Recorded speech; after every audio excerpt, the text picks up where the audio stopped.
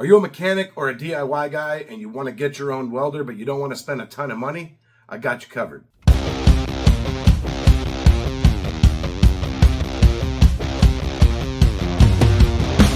Nuts and bolts with Tone here, guys, and today we have a welder from Bestarc. This is a Mig 145.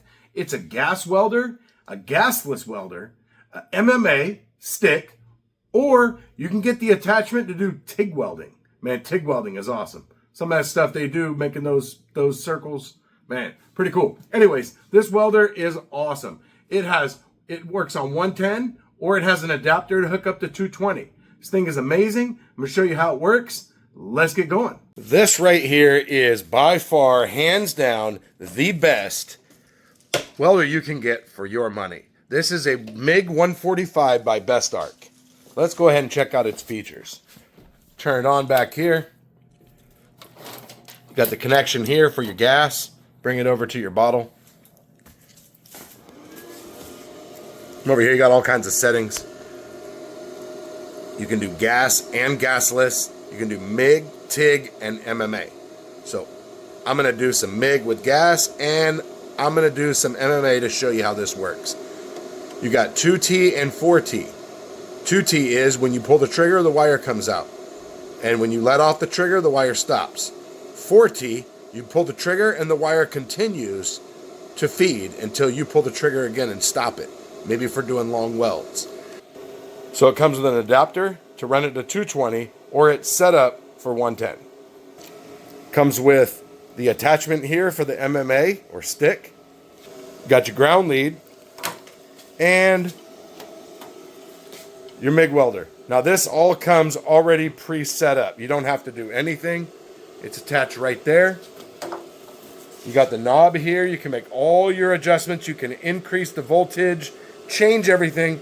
Now it will operate on higher amperage when it's at 220. When it's at 110, it won't, the settings can't go as high.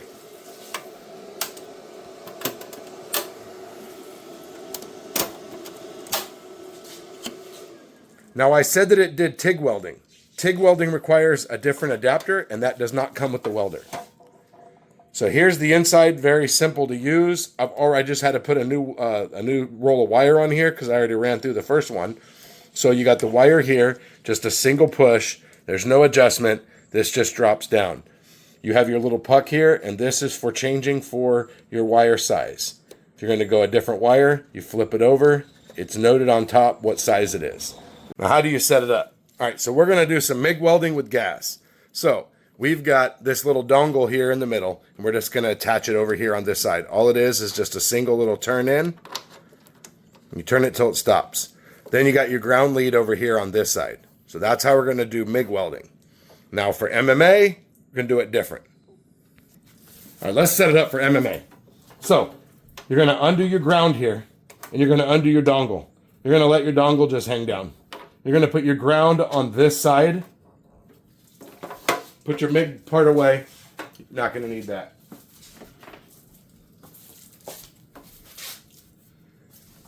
Now let's connect this side. So it's real simple. Just like that. You're going to just come in here, find the slot.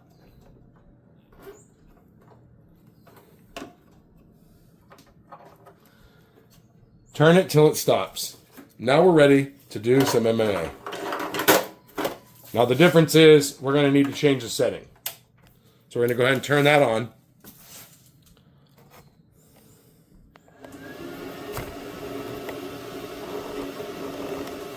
We're going to go ahead and just push this button down here.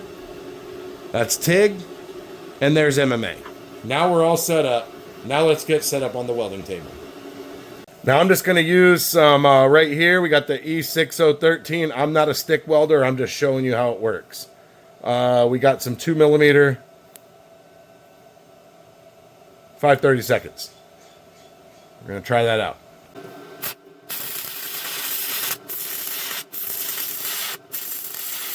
So here's my first try. I'm just going to run a couple of runs down just on straight metal just to kind of get the feel for what stick welding is. It's really different than MIG welding, which is all I've ever done.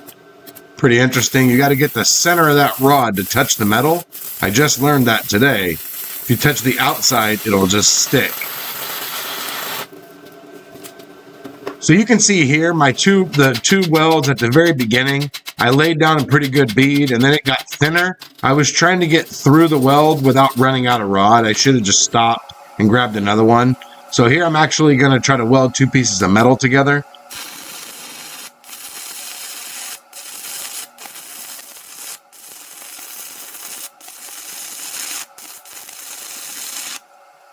So the hardest thing that I found about stick welding is you have to gauge the speed at which you move the rod, and you also have to pay attention to how close the rod is to the metal. So I found sometimes where the rod would be too far away, or my speed would vary, and then you can tell in the welds.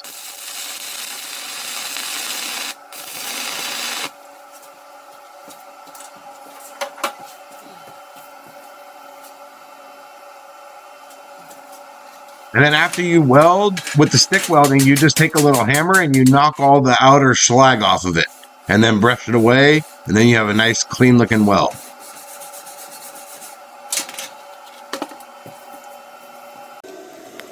All right, that's the one pull. Okay, I didn't get a very good start, but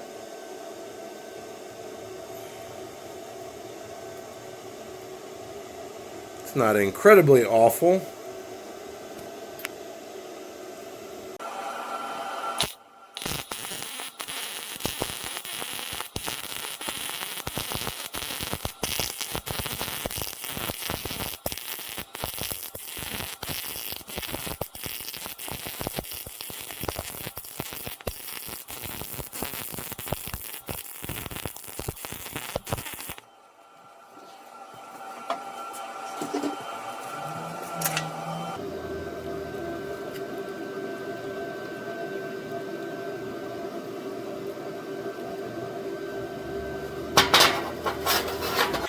So on this second weld, you can see that you can watch my weld pull away from the corner.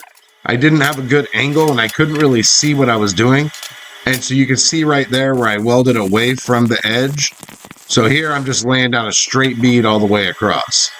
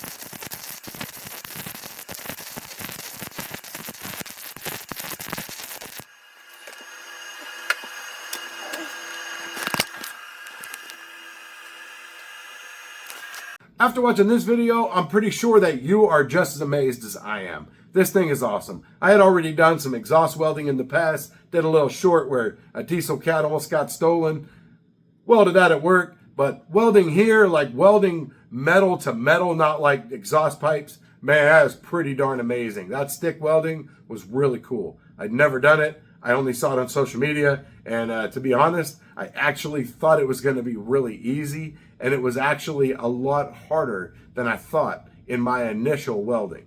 Never been trained on it, never even seen anybody do it in person, so pretty cool. But hey, MIG, gasless, TIG, MMA, man, for under a couple $100, that thing is awesome. So anyways, I'll have a link down below. Drop a comment and let me know if you've ever used this welder or if you have an inexpensive welder that you really like and what brand it is. Thanks for watching. I'll see you guys next time.